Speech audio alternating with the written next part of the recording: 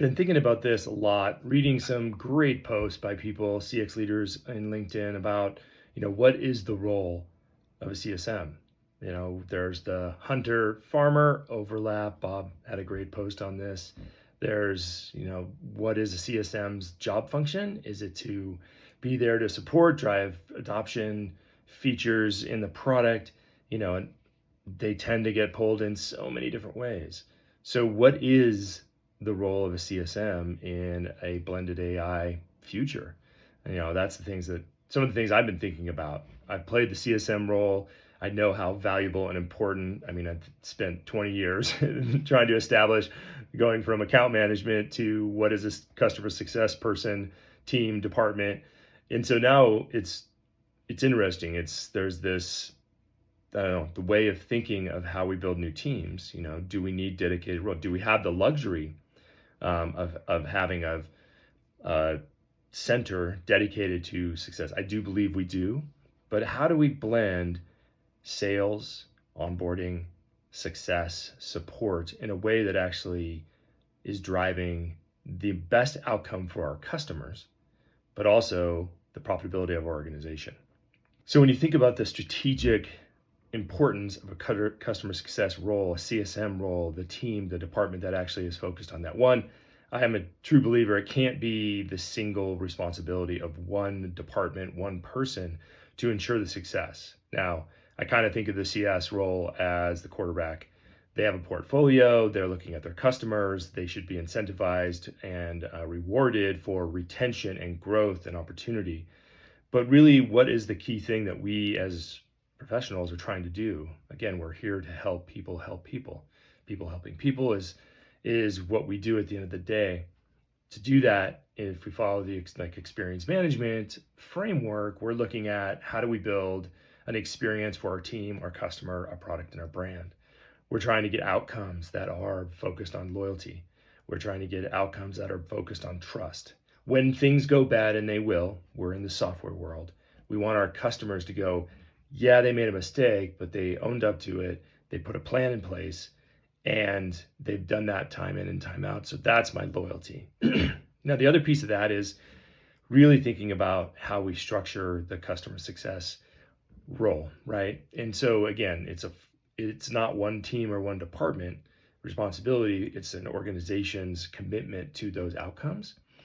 But as we think about what are the duties and importance, and I think there's a shift, right? It's really understanding the data. Data is critically important of your customer. Understanding and putting together a clear success plan. Making sure you take the time to truly understand the customer's company, their competitors, their landscape. Are they profitable? Are they struggling? What are their pain points? Really understanding how you can help solve that with your product or service, and making sure that that is the message, the agreement. There's always this separation between achievable success and desired success. And it's very important to get those clearly defined before you embark on a relationship with a customer. If your customer has these wild desires, I want to go 40% and I want you to help me get there, or I want your product to reduce cost by whatever, and that's not realistic, you can't charge on and hope to get there. You got to reset those in the beginning. That's why I've always been a passionate fan of success plans. You get the customer to sign off. That is your Bible you go back to. If the business changes, the products change, or something changes, you go back to that, update, get clarity, and you got to get more than one person on the customer's team to buy in and be part of that. Then you need to be having the CSM. And this is something that I see people do terrible things, are terrible about this. And I think it's something that has to get improved. And I think with AI, I think with more time and efficiency being done by a blended AI agent or team, that the key role for a CSM is telling a great value story.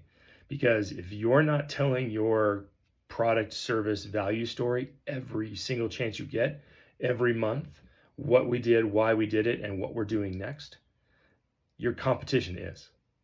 Again, it's so easy for competitors to be in people's streams, telling them in little snippets why they are better than you. You have to be there. Your whole team needs to be brand ambassadors, building the trust and loyalty and experience for the product and the company. And so that to me is kind of the key evolution of what we need to get to for our CSMs. We got to know what the customer's true outcomes are and needs, and separate the desire and achieve and get to that achievable. But really, and again, back to that kind of hammer. Why am I buying a hammer? I don't want to just buy a hammer. I mean, I love hammers. I got 3 or 4 of them. But what are you building? Why? What are you needed for? Those are the things that a true CSM, what are the strategy development and where do we need to be going? Can I be that trusted partner? So I keep coming back to this building the blended team of the future. And I think Bob had a great post about farmers and hunters. And we've always had these separate teams. Sales team does their stuff and they're compensated on just that. And then we have an onboarding team, and then we have our CS team, and then we have our support team. Like, how do we look at blending these teams together?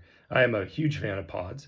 Winning by Design is one of my favorite collection of books on, if you want to read 10 or so books on SaaS, building the right process, and then pods, building collections of people. I think it's the right time to really thinking about how do pods help us blend in an AI team that is made up of sales, CS, onboarding, support in some fashion, right? A smaller team focused on maybe a larger book of business that they own together.